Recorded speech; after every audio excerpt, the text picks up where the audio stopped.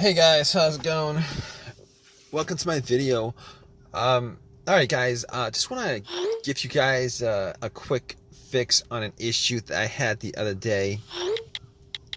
So basically, I had this issue with my car, and this came out of nowhere. Actually, the car was like driving fine for most of the day, and went to a McDonald's to get something to eat. Came out about 30 minutes later, got into my car, and tried to start it, and it was not starting at all. There was no crank. There was no. It was, but but everything else worked inside the car. I mean, I was able to, you know, the alarm worked. The alarm worked. Well, the remote worked. The all the lights on the dash worked. The blower motor works. Like everything worked as normal, except that it would not crank. It would not start up. It would not crank. So that was a bit of a, you know, an annoyance, a frustration that I was dealing with, and I was like, okay, this, this car has been pretty good. I've had virtually no issues with it. It's driven fine. There's no check engine light. Haven't had any issues with it since I had it. And all of a sudden, this came up where, out of nowhere, out of the blue, it just would not start up. So, I was a bit annoyed by it, but I had to solve the issue. So what I did was I turned on my headlights and went out just to see how bright the headlights were, because I wanted to gauge how much charge was in the battery. Maybe the battery had, maybe I need to change the battery or something. But the headlights were like super, super, super bright. So at that point, I was like, maybe it's not the battery, because I mean, for headlights to be that bright, there should be enough charge in the battery for me to do a slow crank. I should be hearing like some kind of crank, some kind of slow crank, but did not get any of that. So that had me scratching my head. I went back into my car, and pretty much what I did was, I was thinking that it could possibly be the brake switch. So what I did was, I have this little, it's called like, a brake lock, where it locks the brake, but it's like for security reason. But I use that to push the brakes, and then went out to see whether the brake lights were working, and the brake lights were working just fine. So I knew that it wasn't the brake switch that was the issue, which I kind of thought it was, but it wasn't. So after that, what I did was, I checked the battery, just to make sure, whether, the terminals were good, clean, etc., etc.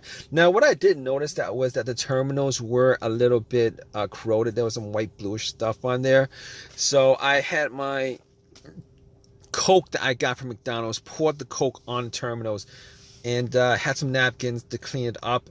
Now, the terminals were not super super tight. They were tight enough that I don't think that was the issue with it. So it was tight enough. I took the terminals off, poured some Coke on it, cleaned it with napkins, popped it back in, and for sure I thought that would actually fix the issue. Try to start it, it would not crank. Same situation, would not crank, would not start.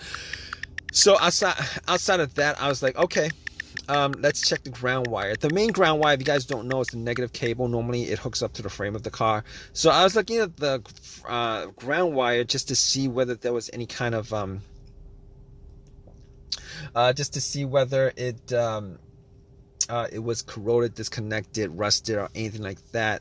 There was a little bit of rust, but nothing that I thought would affect the electricity going to the battery to the car. So I was able to rule out that. So at that point I was like, let me rule out the battery completely, because I'm not wasn't 100% sure whether it was the batteries that was the problem. So I had somebody help me out with a jump. Had the cables on there for a good couple minutes, maybe like a minute, and then try to crank it. Normally, it should crank at least a little, with it hooked up, and it did not crank at all. So because it didn't crank at all, I knew 100% that was in the battery. At that point, I ruled out the battery, the ground wire, and I also ruled out the alternator being the issue. Because normally, if the alternator wasn't charging the battery and the battery is completely dead, um,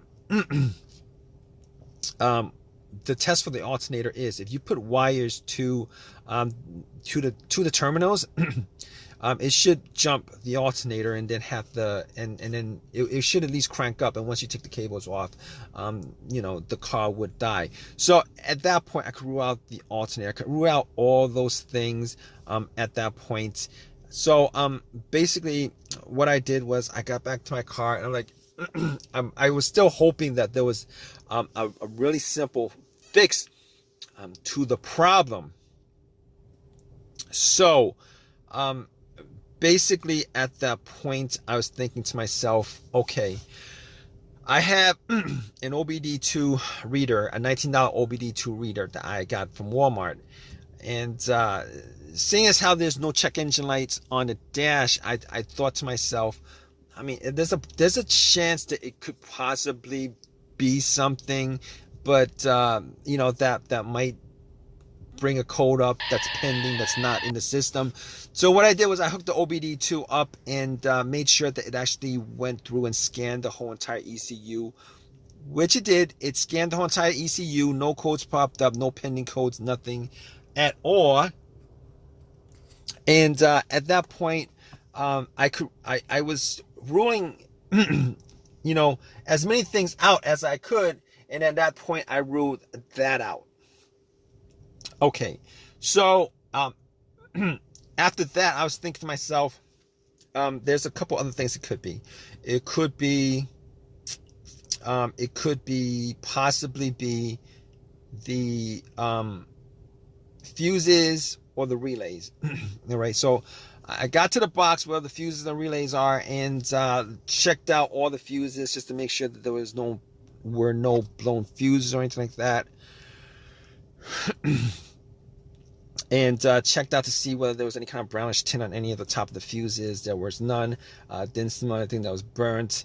And then I recalled that there were two situations where I've experienced where the fuses caused my car not to start, and this was cars that I've had previously.